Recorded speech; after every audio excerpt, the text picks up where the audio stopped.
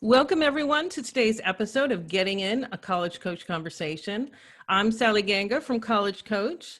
Here's to a great beginning of the school year. I hope it goes smoothly for everyone under what I know are really challenging conditions. So now on to our show. For my second segment, Office Hours, I'll be joined by College Coach veteran Ken and Dick to discuss what supplemental essays are and how to find them. For my third, Mary Sue Yoon, another College Coach veteran, will be talking about setting goals for high school juniors. And Mary Sue has a high school senior at home, so she knows from personal as well as professional experience. But first, I'll be joined by Alex Bickford, College Coach finance consultant, to discuss COVID-19 impacts on paying for college. Hello, Alex. Hi, Sally. How are you? I'm doing well, thanks. How are you doing? Good. You got all the long standard people with That's College Coach right. today. That's right. Like last couple of times I was on here, we had some guest experts, but you know what? I think our in-company experts are pretty darn good as well. So even you, Alex, even you. Even me. All right, so let's get going. All right, so one of the questions that I have is how do I adjust my loan funding because I'm no longer paying for room and board? Should I cancel the loan or have them keep the refund on the account to pay for spring term? Sure. So that's a great question. And for a lot of families right now, costs are being adjusted, whether they're not living on campus and they're living in an off-campus apartment, or they could be just living at home, or they could be some are actually living on campus but don't have a meal plan or have an adjusted meal plan. So there's a lot of changes of costs that are going on right now. So the first thing that you want to do is really get a good understanding for what the costs are for the semester, and then try, if you can, to project out for the year. So are they saying you're going to come back on campus for the spring? Are they saying that the meal plan is going to be back for the spring? Or are they saying you're going to be remote all year? If you can try to get a good understanding for that so you can plan for the full year, that would be kind of step one. And if you can't plan for the full year, then okay, let's focus on this semester. If it was federal student loans, it's going to cause you to have an overage on your account.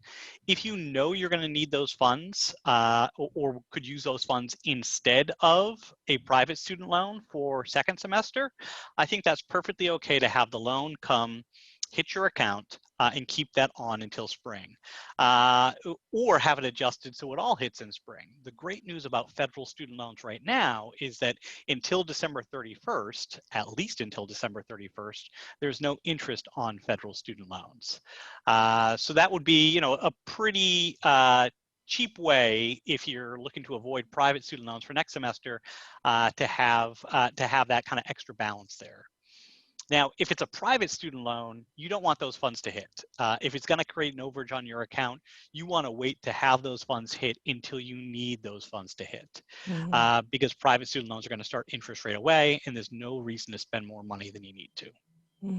All right, great. So what about, so a big stressor, and I actually keep getting questions about this on the admissions side of things, and I'm not really sure what to say is, how do you get scholarships without test scores when there are a lot of scholarships that require test scores? And I'm like, I don't know, try and take the test. But the fact is we just don't know. Right. I mean, another round just got canceled. Right. So what are your thoughts there? Yeah, so it's really difficult, especially at a lot of larger public universities still have on their websites listed out this test score plus this GPA plus this class rank equals this scholarship. So I think for a lot of students, they're really, really stressed about that and saying, well, if I could just get that third requirement, I know I get that scholarship. And so what am I going to do if I can't get that? The first thing I'd say is, I know it's difficult and I know it's challenging, but relax. Because guess what? There aren't many kids who have tests. And so you're going to be in the same boat as probably most everybody else. So you probably won't be at a big disadvantage if you don't have a test. If you can get one and you think you're going to do well, great. I think that's wonderful. If you can do one safely and you think you're going to do well, I think that's great. What we're thinking a lot of colleges are going to do, and same probably what you think on the academic side, Sally, is that this is what we think is going to happen, but we're not totally sure. We think that they're going to replace that with a bigger emphasis on class rank, on a bigger emphasis on the rigor of your high school record, a bigger emphasis on your GPA, maybe, or maybe even go as far back as taking a PSAT score or a practice test. We're just not really sure at this point what they're exactly going to do. But you're going to be in the same boat as everybody else. So Mm-hmm. don't stress too terribly much about it, about saying, I've got to drive 5 hours because I think a testing center might be open then. Mm-hmm. No, don't go crazy. If you can get a test safely and you're going to do well, excellent. But if you can't, you're going to be in the same boat as everybody else. Is that what you're seeing on the academic side? Yeah, I mean, I really think the focus is going to be more on the transcript. I think the other piece of advice I would say is that if this is a state system issue, like I personally think the college admission Yeah, offices are going to come around to it, but they are. like University of Florida, it's not up to them. It's up to like they have like a regions Sure. board. I think the same thing with Georgia. Like it's not so write your congressperson. I mean, I'm completely Right. serious about that. Like they're like, this is how we've done things. And it's like, there's a worldwide pandemic. Things are a little Right. different now. And, and So, I and I do think that's one of the bigger challenges there, is that when it's not up to the colleges, like the mhm, Florida Bright Futures Scholarship right. is one of them, where it says you have to have this ACT or this SAT, and they do say in this is just in Florida, and there are other states that have similar scholarship programs, but they do say for Florida Bright Futures that you can get a test as late as June of your senior year, so Oh, right okay. up to the Right. point where you've graduated. So they might say, okay, we're going to keep that. Mhm. And then, come June, could they adjust it? Maybe. But I think that is the biggest problem, is that when it requires a literal act of Congress to get it Yeah. changed, Yeah. it's going to be challenging. Right, right. And even with that, it's like in the meantime, families can't plan, Right. You right? can't. And there's all this stress on the poor student to like pull off this score in June when they're trying to graduate. I don't know. Absolutely. I think I'm just going to go on record, and this is my personal view. This is not College Coach's view, and say Florida and Georgia need to get their act together on this. And there might be other states too. It's not the right way to deal with things at this point. I could see them holding out until December. That seems Sure. more reasonable, but past a certain point, come on. Right. All right, editorial over. Okay, so what to do if the 2020 income is less than 2019, which we know has happened to a lot of people. So how are schools going to consider someone's increased need if they're a returning student versus a first year? Sure, and that's a big challenge, and that's a challenge obviously for families. It's a challenge for schools to determine how they're going to be able to handle this. Mhm. The first thing that I'll say is that, to be quite frank, a lot of schools are nervous right now about funding in general. They have students who maybe they're just not living on campus, and that's a decreased revenue source. Some of them have adjusted pricing models altogether, and that's a decreased revenue source. So I think that's something that'll be interesting to see. The first thing that I would say is that when you are applying to school, whether it be as a first year student, or you are already in school and returning for your sophomore, junior, or senior year, when you know there's been a change in financial circumstance, you should let the school know. Mhm. Right off the bat, you should let them know early on. And this is a little bit different than maybe we would have said in years past. In years past, we've told maybe returning students, you can wait until the summertime and talk to your school. But at this point, we're really concerned that schools will have a certain amount of funding set aside for these special circumstances. And we want to make sure folks are at the beginning end of it. Mhm. So I would say contact them early, do that professional judgment form, lay out the change of financial circumstance. And remember, colleges have their discretion to say, well, okay, did you get COVID unemployment money? Mhm. And did that make up for a lot of your salary? So what is a real impact here financially for you? They're going to assess things like that. They're going to assess things like maybe we're going to wait until January and see whether you've got a job back after all the unemployment money has run out. And so there's going to be different circumstances that colleges are doing. It's going to be from a college to college basis. The biggest piece of advice is hit them early, let them know Mhm. what's going on, keep in communication with them. So just be that bug in their ear. Mhm. Mhm. Definitely. All right. Should my freshmen consider moving to a local public or community college if their college goes remote? And if they go remote, will they discount tuition? Let's answer the second part first, and then we'll go to the first part. Hmm. The second part is we have seen across the board a big old depends. Hmm. And so we certainly, obviously, if you're not living on campus, it's going to be very difficult for the college to justify charging you room and board, right? Hmm. Okay, so uh, as far as tuition goes, colleges still have costs. They still have to maintain these buildings. They Hmm. still have to pay staff members and pay professors and things of that nature. So their costs aren't being adjusted tremendously from a tuition standpoint, Hmm. providing you the education, in fact, the infrastructure they might have to have invested in as far as online learning and remote models actually is quite expensive.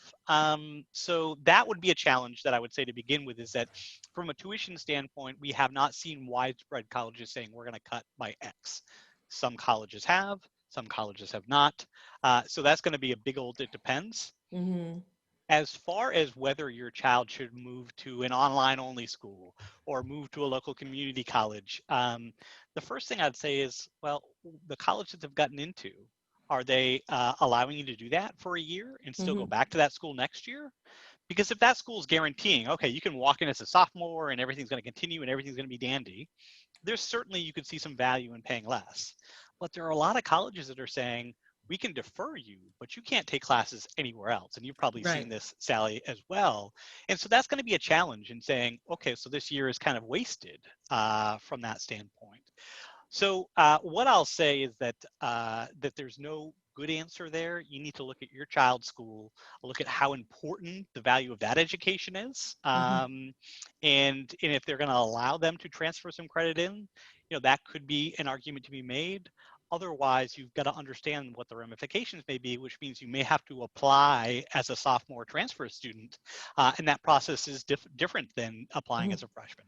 Yeah, I mean, some of the things to think about that even better than I do, Alex, is that merit scholarships might be lower. Absolutely. I mean, I worked at I worked at two schools with merit scholarships out of the three, University of Chicago and Whittier College.